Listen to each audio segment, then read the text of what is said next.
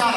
ಒಂದು ಭಾಷಾ ಕ್ಷತ್ರಿಯ ಅನ್ನೋದು ಬಹಳ ಇಂಪಾರ್ಟೆಂಟು, ಎರಡನೇದು ನಮ್ಮ ಮಾತೃಭಾಷೆ ಮರಾಠಿ ಅನ್ನೋದು ಬಹಳ ಇಂಪಾರ್ಟೆಂಟು, ಮೂರನೇದು ನಮ್ಮ ವೃತ್ತಿ ದರ್ಜಿಯಲ್ಲಿ ಬೆಂಗಾರ ಹೇಳಿ, ಸಿಪ್ಪಿ ಅಂತಾನೆ ಹೇಳಿ. ದಯವಿಟ್ಟು ಅದರಲ್ಲಿ ಅವಮಾನ ಏನಿಲ್ಲ. ಜಯಪ್ರಕಾಶ್ ಹೆಗಡೆ ಅವರು ವರದಿ ಮಾಡಿದ್ದಾರೆ. ಜಯಪ್ರಕಾಶ್ ಹೆಗಡೆ ಅವರು ಆಯೋಗ ಇದ್ದಿದ್ದು ಯಾವಾಗಪ್ಪ ಎನಿಸಿಕೆ ಅಂತ ಹೇಳಿದ್ರೆ 99 ಮತ್ತು 2000 ಮಾಡಿರ್ತಕ್ಕಂಥ ಸಮೀಕ್ಷೆ, ಸಾಮಾಜಿಕ ಸಮೀಕ್ಷೆ ಇದೆ. ಅದನ್ನ 2014-15 ಇಂಪ್ಲಿಮೆಂಟ್ ಮಾಡೋದು. ಯಾವಾಗ ಮುನ್ರಾಜ್ ಅದರಲ್ಲಿ 4 ಆಯೋಗಗಳು ಮಾಡಿಕೊಂಡ್ರು. 4 ಆಯೋಗ ತಗೊಂಡು 2014-2015 ಇಂಪ್ಲಿಮೆಂಟ್ ಮಾಡಿದ್ದಾರೆ. ಅದು ಕರೆಕ್ಟಾಗಿದೆ ಅಂತ ಹೇಳಿ.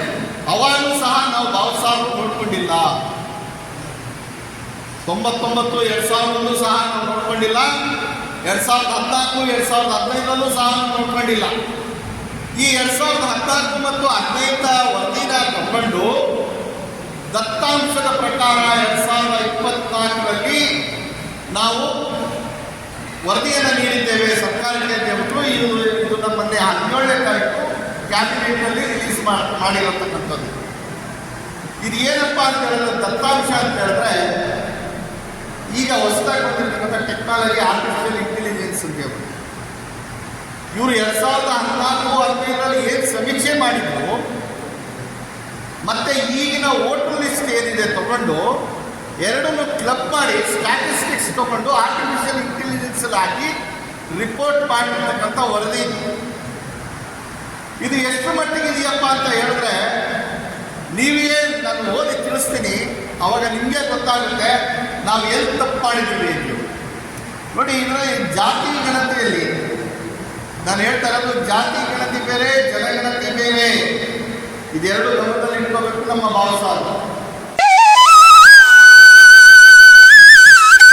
ಆತ್ಮೀಯ ಭಾವಸಾರ್ ಬಂಧುಗಳೇ, ನಾನು ನಿಮ್ಮ ರಾಜಕುಮಾರ್ ಭಾವಸಾರ್. ಮೀ ಭಾವಸಾರ್ ಇದು ನಿಮ್ಮ ಯೂಟ್ಯೂಬ್ ಚಾನಲ್. ದಯಮಾಡಿ ಮೀ ಭಾವಸಾರ್ ಎಂದು ಹೆಮ್ಮೆಯಿಂದ ಹೇಳೋಣ. ಮೀ ಭಾವಸಾರ್ಗೆ ಸಬ್ಸ್ಕ್ರೈಬ್ ಮಾಡಿಕೊಳ್ಳಿ. ಸಮಾಜದ ನಿಮ್ಮ ಬಂಧುಗಳಿಗೂ ಶೇರ್ ಮಾಡಿ, ವಿಡಿಯೋ ಲೈಕ್ ಮಾಡಿ. ಆತ್ಮೀಯ ಭಾವಸಾರ್ ಬಂಧುಗಳೇ, ರಾಜ್ಯ ಸರ್ಕಾರದ ಇತ್ತೀಚಿನ ಜಾತಿ ಗಣತಿ ಮಾಹಿತಿಯಲ್ಲಿ ಭಾವಸಾರ್ ಕ್ಷತ್ರಿಯ ಸಮಾಜಕ್ಕೆ ಅನ್ಯಾಯವಾಗಿರುವ ಕುರಿತು ಚರ್ಚಿಸಲು ಬೆಂಗಳೂರು ನಗರದ ವಿವಿಧ ಏರಿಯಾಗಳ ಭಾವಸಾರ್ ಕ್ಷತ್ರಿಯ ಮಂಡಳಿಯ ಮುಖಂಡರು ಇತ್ತೀಚೆಗೆ ಬೆಂಗಳೂರಿನ ಶಿವಾಜಿನಗರದ ಟಸ್ಕರ್ ಟೌನ್ ವೀರಪಿಳ್ಳೆ ರಸ್ತೆಯಲ್ಲಿರುವ ಭಾವಸಾರ ಕ್ಷತ್ರಿಯ ಹಾಸ್ಟೆಲ್ನಲ್ಲಿ ಸಭೆ ಸೇರಿ ರಾಜ್ಯ ಸರ್ಕಾರದ ಜಾತಿ ಗಣತಿ ವಿರುದ್ಧ ದನಿ ಎತ್ತಿದರು. ಅಖಿಲ ಭಾರತ ಭಾವಸಾರ ಕ್ಷತ್ರಿಯ ಮಹಾಸಭಾದ ಕರ್ನಾಟಕ ರಾಜ್ಯ ಘಟಕ ಸಭೆ ಆಯೋಜಿಸಿತ್ತು. ಬೆಂಗಳೂರು ಕಂಟೋನ್ಮೆಂಟ್ ಭಾವಸಾರ ಕ್ಷತ್ರಿಯ ಸಮಾಜದ ಹಿರಿಯರಾದ ದೌಲತ್ ರಾವ್ ದೀಪ ಬೆಳಗಿಸಿ ಉದ್ಘಾಟಿಸಿ ರಾಜ್ಯ ಸರ್ಕಾರದ ಜಾತಿ ಗಣತಿ ಮಾಹಿತಿಯಲ್ಲಿ ಭಾವಸಾರ ಸಮಾಜಕ್ಕೆ ಆಗಿರುವ ಅನ್ಯಾಯವನ್ನು ವಿವರಿಸಿದರು. ಜಾತಿ ಗಣತಿಯಲ್ಲಿ ಈಗ ಕೊಟ್ಟಿರುವ ಅಂಕಿ ಅಂಶಗಳಿಗೆ ಅಜಗಜಾಂತರ ವ್ಯತ್ಯಾಸವಿದೆ.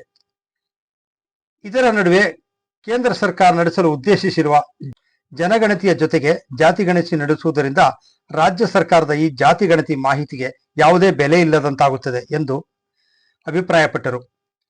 ರಾಜ್ಯ ಸರ್ಕಾರ ಈ ಮಾಹಿತಿ ಪರಿಶೀಲಿಸಬೇಕು, ಭಾವಸಾರ ಸಮಾಜಕ್ಕೆ ಆಗಿರುವ ಅನ್ಯಾಯ ಸರಿಪಡಿಸಬೇಕು. ಈ ನಿಟ್ಟಿನಲ್ಲಿ ಎಐಬಿಕೆ ಮಹಾಸಭಾ ರಾಜ್ಯ ಘಟಕ ನಡೆಸುತ್ತಿರುವ ಹೋರಾಟ ಶ್ಲಾಘನೀಯ ಎಂದು ತಿಳಿಸಿದರು. ಅಂಕಿ ಅಂಶ ಇದೆ, ಅಲ್ಲಿ ಕೊಟ್ಟಿರುವಂತಹ ಅಂಕಿ ಅಂಶ ಇದೆ, ಅದಕ್ಕೆ ಅಜಗಜಾಂತರ ವ್ಯತ್ಯಾಸ ಇದೆ. There is a lot of difference between the statistics shown in the report and the actual facts and figures. Therefore, this point assumes importance where you have to give the correct figures to the government.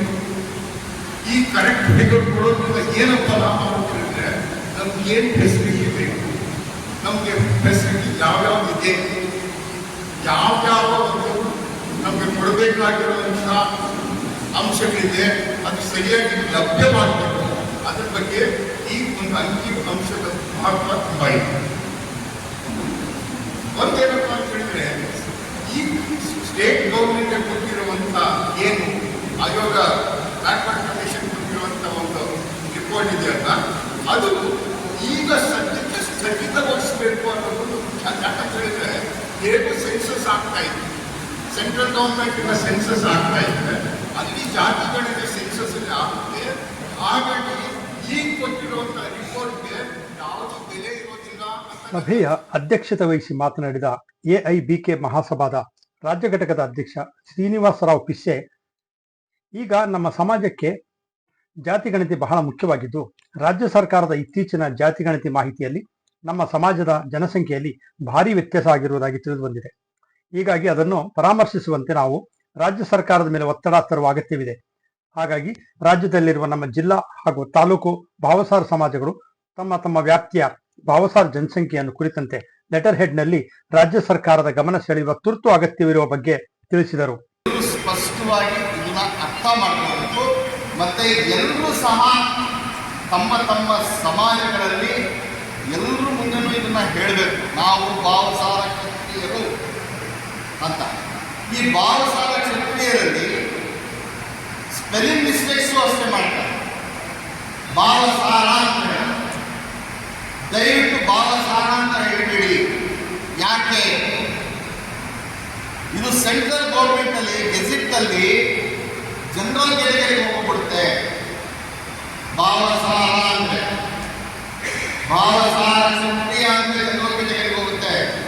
ಅದೇ ಭಾವಸಾರ ಕ್ಷತ್ರಿಯ ಅಂತ ಹೇಳಿದ್ರೆ 2A ಕೆಟಗರಿಗೆ ಬರುತ್ತೆ. ವ್ಯತ್ಯಾಸ ಇರೋದಿಷ್ಟೇ. ಹಾಗೆ A ಹಿಂದೆನೆ ಇರೋದು ಏನಪ್ಪ ಅಂತ ವ್ಯತ್ಯಾಸ ಇದೆ. ಇದನ್ನ ಕರೆಕ್ಟಾಗಿ ಎಲ್ಲರೂ ಬಂದಲ್ಲಿಟ್ಕೊಂಡು ಗಮನದಲ್ಲಿಟ್ಕೊಂಡು ಎಲ್ಲ ತಮ್ಮ ತಮ್ಮ ಸಮಾಜಗಳಲ್ಲಿ ಎಲ್ರಿಗೂ ಇದನ್ನ ವಿಚಾರನ ತಿಳಿಸ್ಬೇಕಾದ್ದು ಬಹಳ ಬಹಳ ಮುಖ್ಯವಾದ ವಿಚಾರ. ನಮ್ಮ ಮಾತೃಭಾಷೆ ಯಾವುದು? ಮರಾಠಿ. ನಮ್ಮ ಮಾತೃಭಾಷೆ ಮರಾಠಿ. ಆದರೆ ನಾವು ಮರಾಠರಲ್ಲ. ಎಲ್ಲರೂ ಮುಖ್ಯವಾಗಿ ನಾನು ಮಹಿಳೆಯರಿಗೆ ಹೇಳಕ್ಕೆ ಇಚ್ಛೆ ಪಡ್ತೀನಿ. ಯಾಕಂತ ಹೇಳಿದ್ರೆ ಈ ಸೆನ್ಸಸ್ ಮಾಡಕ್ಕೆ ಹೋದಾಗ ಮಹಿಳೆಯರೇ ಜಾಸ್ತಿ ಇರೋದು. ಅವ್ರು ಉತ್ತರ ಕೊಡ್ತಾರೆ, ನಿಮ್ಮ ಮಾತೃಭಾಷೆ ಯಾವುದು? ಮರಾಠಿ. ಮರಾಠಿ ಅಂತಾರೆ.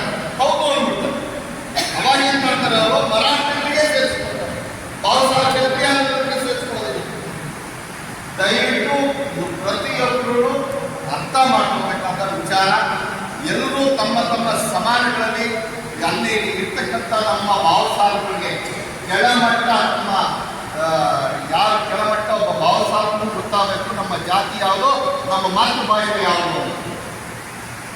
ಈ ಮಿಸ್ಟೇಕಿಂದ ಇವತ್ತು ದಿವಸ ನಾವು ಭಾಳ ಸಫರ್ ಪಡ್ತಾ ಇದ್ದೀವಿ. ನಾನು ಇವತ್ತು ಅಂಕಿಅಂಶ ನಿಮಗೆ ಕೊಡ್ತೀನಿ.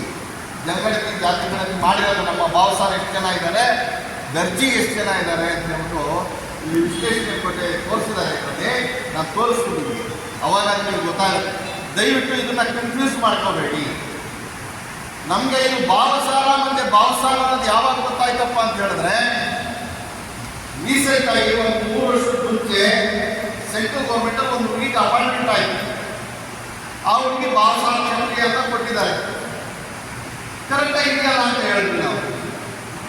ಆದರೆ ಸೆಂಟ್ರಲ್ ಗೌರ್ಮೆಂಟ್ ಗೆಜೆಟ್ ಅಲ್ಲಿ ಇರೋದು ಬೇರೆ, ಭಾವಸಾರ ಅಂತ ಇದೆ. ಅದನ್ನೇ ಹೇಳ್ಬೇಕು ನಾವು. ನಮ್ಮ ಈ ಕರ್ನಾಟಕದಲ್ಲೂ ಸಹ ಅದನ್ನ ರೆಪ್ರೆಸೆಂಟ್ ಮಾಡ್ಕೊಂಡಿದ್ದಾರೆ, ಭಾವಸಾರ. ಸೊ ಅದರಿಂದ ಯಾವ್ದಾದ್ರು ಒಂದು ಸೆಂಟ್ರಲ್ ಗೌರ್ಮೆಂಟ್ ಅಪಾಯಿಂಟ್ಮೆಂಟ್ ಬಂದಾಗ ಇದೆಲ್ಲ ಎಫೆಕ್ಟ್ ಆಗುತ್ತೆ. ಅವಾಗ ನಾವು ಕೋರ್ಟ್ಗೆ ಹೋಗಿ ನಾನು ಅಫಿಡವಿಟ್ ಮಾಡಿಸಿ ಅದನ್ನು ಕೊಟ್ಟದ ಮೇಲೆ ಅವರು ಅದನ್ನು ಪರಿಗಣನೆಗೆ ತಗೊಂಡ್ರು. ಭಾವಸಾರ ಅನ್ನೋದೇ ಭಾವಸಾರ ಅನ್ನೋದು ಒಂದೇ, ಅದ್ರ ಗೊತ್ತಿಲ್ಲಂಗೆ ಬೈ ಮಿಸ್ಟೇಕ್ ಆಗಿದೆ. ಅವರು ಭಾವಸಾರದಲ್ಲಿ ಮಾತೃಭಾಷೆ ಮರಾಠಿಯನ್ನು ಕೂಡಿಸಿ ಕೊಟ್ಟಿರೋದು. ಸೊ ಅದನ್ನು ಅವಾಗ ಗೊತ್ತಾಗಿದ್ದಕ್ಕೆ ಸೆಂಟ್ರಲ್ ಗೌರ್ಮೆಂಟಲ್ಲಿ ಭಾಳ ಎಫೆಕ್ಟ್ ಇದೆ. ಮಲ್ಪೇಟ್ ಮಾಡ್ಕೊಳ್ಳಿ. ಕರೆಕ್ಟಾಗಿ ಎಲ್ಲರೂ ತಮ್ಮ ತಮ್ಮ ಸಮಾಜದ ಪದಾಧಿಕಾರಿಗಳಿಗೆ ಮತ್ತು ಕಾರ್ಯಕರ್ತರುಗಳಿಗೆ ಇದನ್ನ ಬೇಸಿಕ್ಕಾಗಿ ತಿಳಿಸ್ಬೇಕು. ಸೆನ್ಸಸ್ ಬಂದಾಗ ಇದು ಭಾಳ ಮುಖ್ಯ. 99 ಮತ್ತು 2000ರಲ್ಲಿ ಮಾಡಿರ್ತಕ್ಕಂಥ ಸಮೀಕ್ಷೆ ಇದೆ, ಸಾಮಾಜಿಕ ಸಮೀಕ್ಷೆ ಇದೆ. ಅದನ್ನ 2014-15ರಲ್ಲಿ ಇಂಪ್ಲಿಮೆಂಟ್ ಮಾಡೋದು. ಯಾವಾಗ ಅದರಲ್ಲಿ 4 ಆಯೋಗಗಳು ಮಾಡಿಕೊಂಡ್ರು. 4 ಆಯೋಗ ತಗೊಂಡು 2014-2015ರಲ್ಲಿ ಇಂಪ್ಲಿಮೆಂಟ್ ಮಾಡಿದ್ದಾರೆ. ಅದು ಕರೆಕ್ಟಾಗಿದೆ ಅಂತ ಹೇಳಿ. ಅವಾಗಲೂ ಸಹ ನಾವು ಭಾವಸಾರ ನೋಡ್ಕೊಂಡಿಲ್ಲ. 99-2000 ಸಹ ನಾವು ನೋಡ್ಕೊಂಡಿಲ್ಲ. 2014-2015ರಲ್ಲೂ ಸಹ ನೋಡ್ಕೊಂಡಿಲ್ಲ. ಈ 2014 ಮತ್ತು 15 ವರದಿನ ತಗೊಂಡು ದತ್ತಾಂಶದ ಪ್ರಕಾರ 2024ರಲ್ಲಿ ನಾವು ವರದಿಯನ್ನು ನೀಡಿದ್ದೇವೆ ಸರ್ಕಾರಕ್ಕೆ ಅಂತ ಇದು ನಮ್ಮನ್ನೇ 17ನೇ ತಾರೀಕು ಕ್ಯಾಬಿನೆಟ್ನಲ್ಲಿ ರಿಲೀಸ್ ಮಾಡಿರತಕ್ಕಂಥದ್ದು. ಇವರು 2014-15ರಲ್ಲಿ ಏನು ಸಮೀಕ್ಷೆ ಮಾಡಿದ್ರು ಮತ್ತೆ ಈಗಿನ ವೋಟರ್ ಲಿಸ್ಟ್ ಏನಿದೆ ತಗೊಂಡು ಎರಡನ್ನು ಕ್ಲಬ್ ಮಾಡಿ ಸ್ಟ್ಯಾಟಿಸ್ಟಿಕ್ಸ್ ತಗೊಂಡು ಆರ್ಟಿಫಿಷಿಯಲ್ ಇಂಟೆಲಿಜೆನ್ಸ್ ಹಾಕಿ ರಿಪೋರ್ಟ್ ಮಾಡಿರ್ತಕ್ಕಂಥ ವರದಿ. ಇದು ಎಷ್ಟು ಮಟ್ಟಿಗೆ ಇದೆಯಪ್ಪ ಅಂತ ಹೇಳಿದ್ರೆ ನೀವೇ ನಾನು ಓದಿ ತಿಳಿಸ್ತೀನಿ, ಅವಾಗ ನಿಮಗೆ ಗೊತ್ತಾಗುತ್ತೆ ನಾವು ಎಲ್ಲಿ ತಪ್ಪು ಮಾಡಿದ್ದೀವಿ ಅಂತ. ನೋಡಿ, ಇದರ ಜಾತಿ ಗಣತಿಯಲ್ಲಿ ನಾನು ಹೇಳ್ತಾ ಇರೋದು ಜಾತಿ ಗಣತಿ ಬೇರೆ, ಜನಗಣತಿ ಬೇರೆ. ಇದೆರಡು ಗಮನದಲ್ಲಿ ಇಟ್ಕೋಬೇಕು ನಮ್ಮ ಭಾವಸಾರು. ಜಾತಿ ಗಣತಿಯಲ್ಲಿ ನಮ್ಮ ಕರ್ನಾಟಕ ಸರ್ಕಾರದಾಗಲಿ ಮತ್ತು ಸೆಂಟ್ರಲ್ ಸರ್ಕಾರದಾಗಲಿ ಸೀರಿಯಲ್ ನಂಬರ್ ಎಷ್ಟಪ್ಪ ಅಂತ ಹೇಳಿದ್ರೆ 113. ಈ 113ರಲ್ಲಿ ಏನು ಮಾಡಿದ್ದಾರೆ ನೋಡಿ, ಇದು ಜಾತಿ ಗಣತಿ. ಈ ಜಾತಿ ಗಣತಿ ಸೀರಿಯಲ್ 113ರಲ್ಲಿ ನೀವು ನಾವು ಅದರಲ್ಲಿ ಮೇನ್ ಜಾತಿ ಏನಂತ ತೋರಿಸಿದ್ದಾರೆ, ದರ್ಜಿ ಅಂತ ತೋರಿಸಿದ್ದಾರೆ. ದರ್ಜಿ ಅಂತ ತೋರಿಸಿದ್ದಾರೆ. ಮುಂಚೆ ಎಲ್ಲ ಯಾವಾಗಪ್ಪ ಅಂತ ಹೇಳಿದ್ರೆ ಇದು ದೇವರಾಜ ಅರಸು ಆಯೋಗ ಬರೋಕ್ಕಿಂತ ಮುಂಚೆ ನಾವೆಲ್ಲ ಜಾತಿ ಸರ್ಟಿಫಿಕೇಟ್ ಆಗಲಿ ಮತ್ತೊಂದಾಗಲಿ ನೋಡ್ತಾ ಇದ್ದು ದರ್ಜಿ ಅಂತಲೇ ನೋಡ್ತಾ ಇದ್ದೀವಿ. ಭಾಷಾ ಚಕ್ರಿಯರು ಅಂತ ಹೇಳ್ತಿರ್ಲಿಲ್ಲ, ದರ್ಜಿ ಅಂತಾನೆ ಮಾಡಿದ್ದಾರೆ. ಸೊ ಅದನ್ನೇ ಈಗೂ ಸಹ ಪರಿಗಣನೆ ತಗೊಂಡ್ಬಿಟ್ಟಿದ್ದಾರೆ. ದರ್ಜಿ ಮೇನ್ ಜಾತಿ ದರ್ಜಿ, ಅದ್ರ ಕೆಳಗಡೆ 12 ಪಂಗಡಗಳು ಮಾಡಿದ್ದಾರೆ. ಅದರಲ್ಲಿ ಭಾಷಾ ಚಕ್ರಿಯ ಎಬಿಕೆ ಮಹಾಸಭಾದ ಹೈಪವರ್ ಕಮಿಟಿ ಅಧ್ಯಕ್ಷರಾದ ರಮೇಶ್ ತಾಪ್ಸೆ ಅವರು ಮಾತನಾಡಿ, ಇವತ್ತಿನ ಸರ್ಕಾರ ಏನಿದೆ ಭಾಳ ಸೆಲ್ಫಿಶ್, ತುಂಬ ಸೆಲ್ಫಿಶ್ ಆಗಿ ನಡ್ಕೊಳ್ತಾ ಇದೆ. ಮೇಲ್ನೋಟಕ್ಕೆ ಇವತ್ತಿನ ದಿನ ಜನಗಣತೆ ಅಥವಾ ಕ್ಯಾಸ್ಟ್ದು ಇದನ್ನ ಸೆನ್ಸಸ್ ಏನು ಮಾಡಿದೀವಿ ಅಂತ ಏನು ಹೇಳ್ತಿದ್ದಾರೆ, ಕಣ್ಣು ಮುಚ್ಚಾಲೆ ಅಷ್ಟೇ. 4-5 ಏನು ವರದಿಗಳೇನು ತಗೊಂಡ್ರು ಅದು ಹಿಂದೆ ನಡೆದಿದೆ.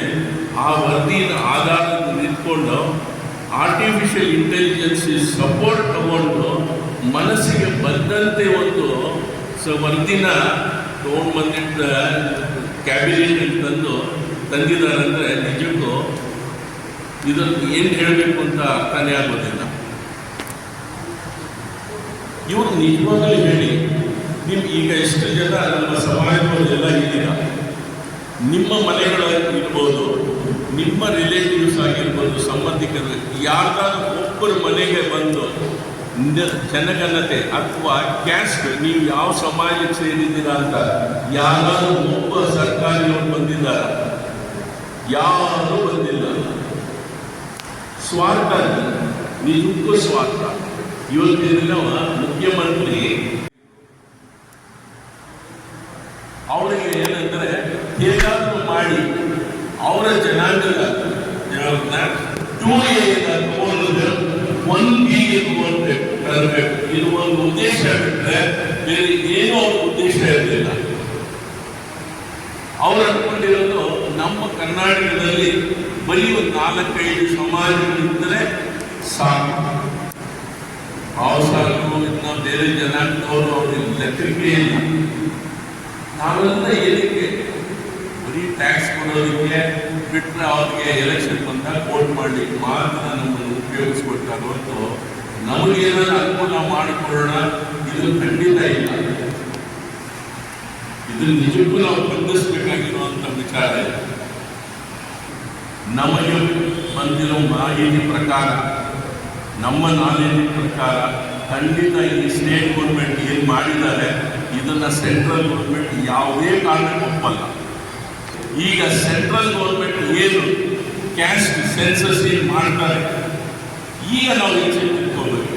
ಈಗ ಎಚ್ಚೆತ್ತುಕೋಬೇಕಾದ್ರೆ ಇಡೀ ಸ್ಟೇಟ್, ನಾನು ನಮ್ಮ ರಾಜ್ಯಾಧ್ಯಕ್ಷರಿಗೆ ರಿಕ್ವೆಸ್ಟ್ ಮಾಡೋದು ಇಷ್ಟೇ,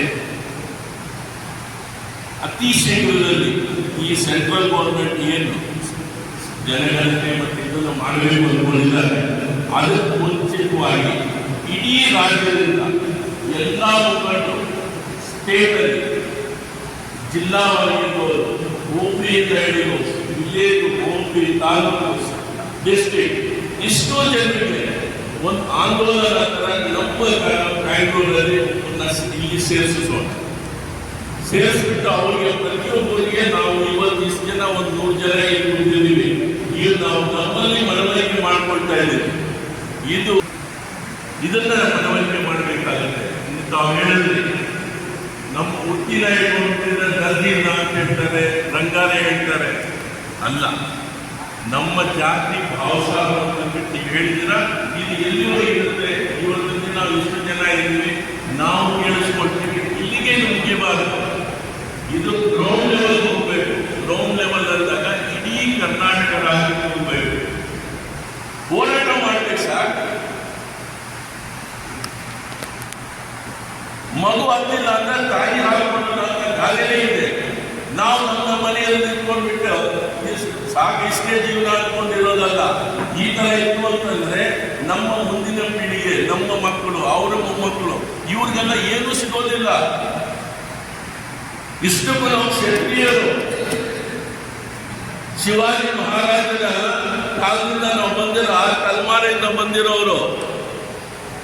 ಮರಾಠಿಯೆಲ್ಲ ನಾವು ಕ್ಷತ್ರಿಯ, ನಮ್ಮ ಹಕ್ಕಿಗೆ ಹೋರಾಟ ಮಾಡೋಷ್ಟು ಶಕ್ತಿ ನಮಗಿದೆ. ನಿಮ್ಗೆಲ್ರಿಗೂ ಇದೆ, ನಮಗೂ ಇದೆ, ನಿಮಗೂ ಇದೆ. ಬಟ್ ಅದನ್ನ ನಾವು ಗುರುತಿಸ್ಕೊಳ್ತಾ ಇಲ್ಲ. ನಮ್ಮಲ್ಲಿರೋ ಶಕ್ತಿನ ನಾವು ತಿಳ್ಕೊಳ್ತಿಲ್ಲ. ನಮ್ಮ ಶಕ್ತಿ ಇದೆ, ಹೋರಾಡೋಣ. ಸರ್ಕಾರದ ಜೊತೆ ಹೋರಾಡೋಣ ಸರ್. ಸರ್ಕಾರದ ಜೊತೆ ಹೋರಾಟ ಮಾಡಿದ್ರೆ ಮಾತ್ರ ನಮ್ಮ ಸವಲತ್ತು. ಬೇರೆ ಜನಾಂಗದವರು ಹೋರಾಟ ಮಾಡ್ತಿದ್ದಾರೆ, ಸವಲತ್ತನ್ನ. ಸಭೆಯ ಆರಂಭದಲ್ಲಿ ಇತ್ತೀಚೆಗೆ ನಿಧನರಾದ ಭಾವಸಾರ ಜನಾಂಗದ ಹಿರಿಯರಾದ ದಾವಣಗೆರೆಯ ದಿವಂಗತ ಜಯಪ್ರಕಾಶ್ ಅಂಬರ್ಕರ್, ಬೆಂಗಳೂರಿನ ಲಲಿತಾ ಅಶೋಕ್ ನಾಜರೆ ಹಾಗೂ ಕಾಶ್ಮೀರದ ಪಹಲ್ಗಾಮ್ನಲ್ಲಿ ಭಯೋತ್ಪಾದಕರಿಂದ ಹತ್ಯೆಗೀಡಾದವರಿಗೆ ಶ್ರದ್ಧಾಂಜಲಿ ಸಲ್ಲಿಸಲಾಯಿತು.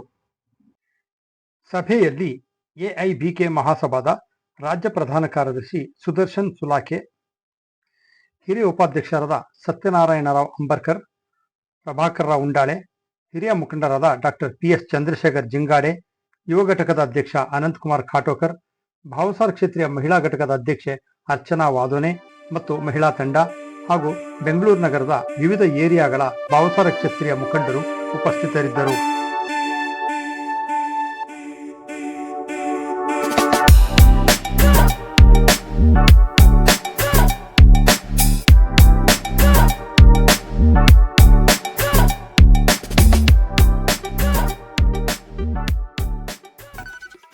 Please subscribe Me Bhavasar channel, like, share and comment.